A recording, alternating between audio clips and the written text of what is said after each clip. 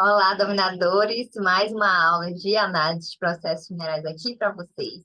Esta aula não está sendo gravada numa quinta, estamos com um pouco de atraso, está sendo gravado na terça, mas ela é referente, na terça, dia 25/4, mas ela é referente à quinta-feira de análise dos processos minerais que aconteceram nos meus stories no dia 20 de abril. Então, o que que eu tô, já coloquei aqui na tela para vocês, o primeiro processo minerário. Eu não vou conseguir mostrar mais o Instagram, mas eu estou aqui no meu celular para a gente rever as perguntas, principalmente. Estou gravando a aula aqui direto de Campos do Jordão, dessa cidade linda. Eu vou até mostrar aqui para vocês um pouco do visual. Deixa eu ver se vai dar certo. Olha só que linda a vista do nosso hotel. Bem legal, né? É muito bom poder compartilhar isso com vocês. Quem sabe vocês também, num futuro não tão distante, constrói essa realidade por aí. Agora, é só ajeitar a câmera, que agora não quer ficar certa. Então, o primeiro processo era uma vara de pesquisa. Eu vou mostrar aqui o que aconteceu.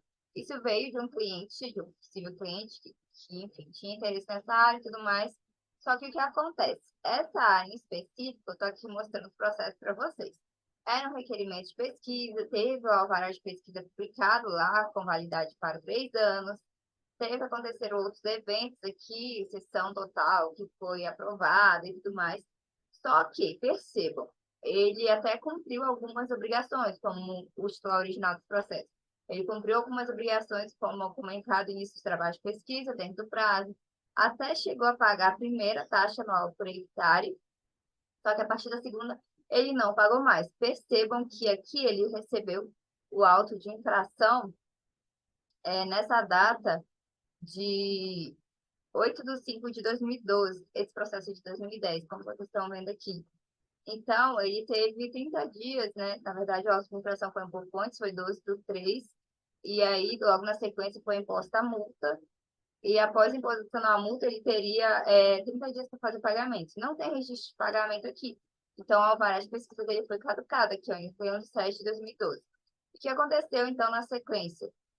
Teve também um auto de infração da terceira taxa, que também não foi paga, por mais que não foi paga a terceira taxa também. Teve de novo aqui o auto de infração e a multa.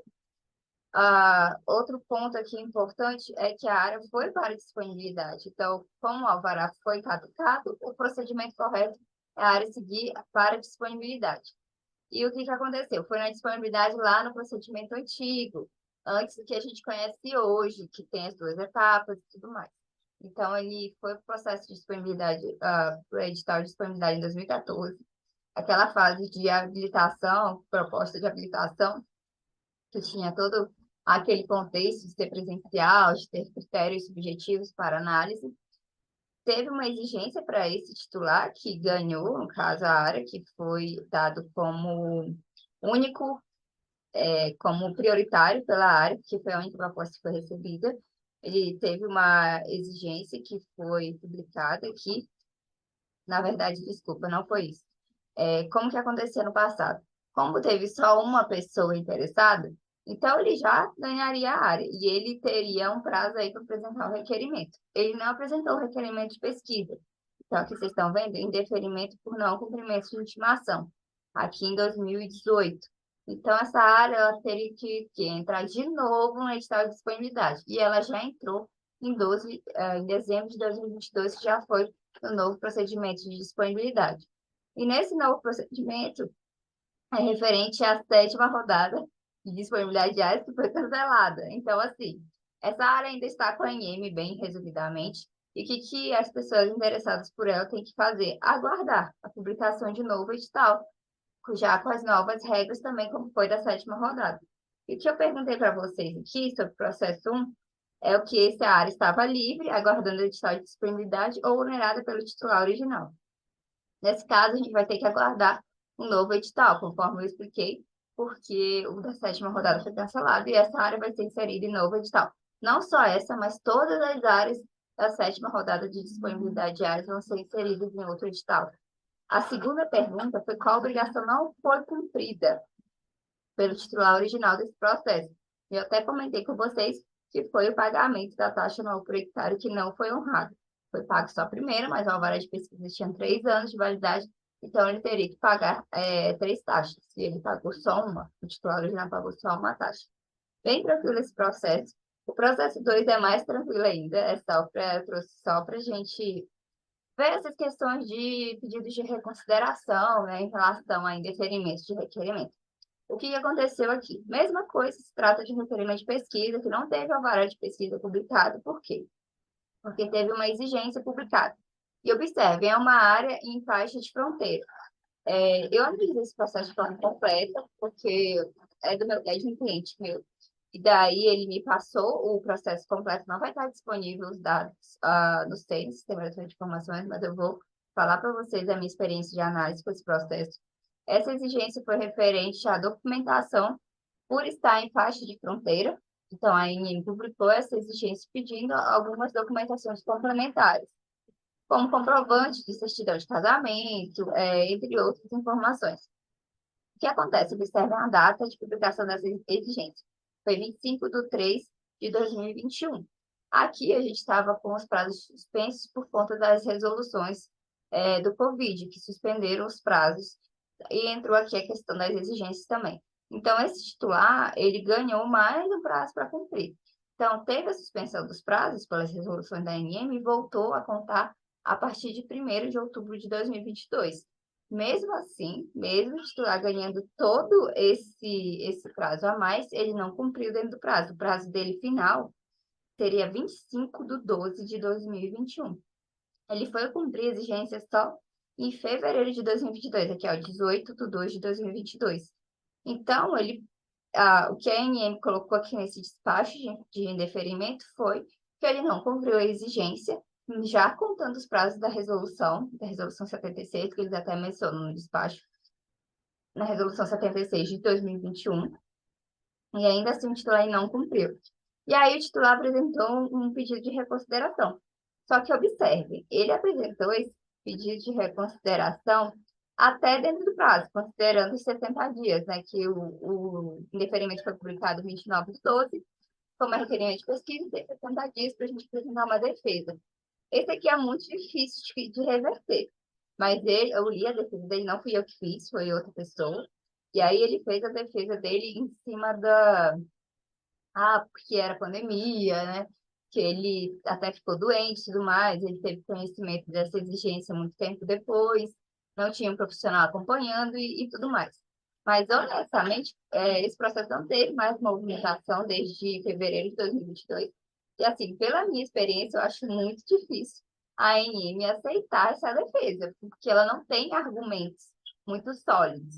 Eu acho que eu até comentei com vocês, não sei se foi nos stories ou se foi em alguma aula, sobre um caso que eu trabalhei no pedido de reconsideração de um cliente que era totalmente diferente, que estava dando sobreposição de áreas sem a ANM ter analisado os históricos dos processos minerários que estavam lá no estudo de áreas. Então, não é esse caso. Esse caso aqui foi, assim, uma falha mesmo de cumprimento de prazo do titular. E nesse caso de cumprimento de prazo, gente, a ANM é muito irredutível. Ainda mais quando você não tem uma justificativa plausível. Falando que faltou acompanhamento e tudo mais, paciência, né? Isso é responsabilidade do titular. Ele deveria ter alguém para fazer isso para ele, se ele não consegue fazer por conta própria. E aí entra o nosso trabalho, né? De fazer todos esses acompanhamentos, fazer a gestão dos processos minerários. Nesse caso dele, eu aconselhei o quê? A gente pedir para a ANM dar alguma resposta em relação a esse pedido de consideração. Mais rápido possível, apresentar um pedido de celeridade, né? Para análise desse pedido de reconsideração. E o que vai acontecer? A ANM possivelmente não vai aceitar, como eu expliquei para vocês, os argumentos não tem muita base para justificar esse pedido de reconsideração. E eu até tentei dar uma ajuda, tentar fazer um novo, mas não adianta, não tem argumento mesmo nesse caso, se não tem que fazer.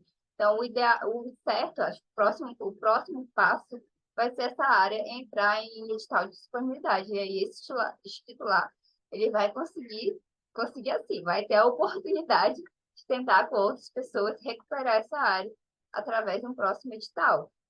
Então, assim, e as perguntas que eu fiz para vocês sobre esse processo minerário foi se é possível requerer áreas e faixas de fronteira. É possível sim, porque eu trouxe essa pergunta.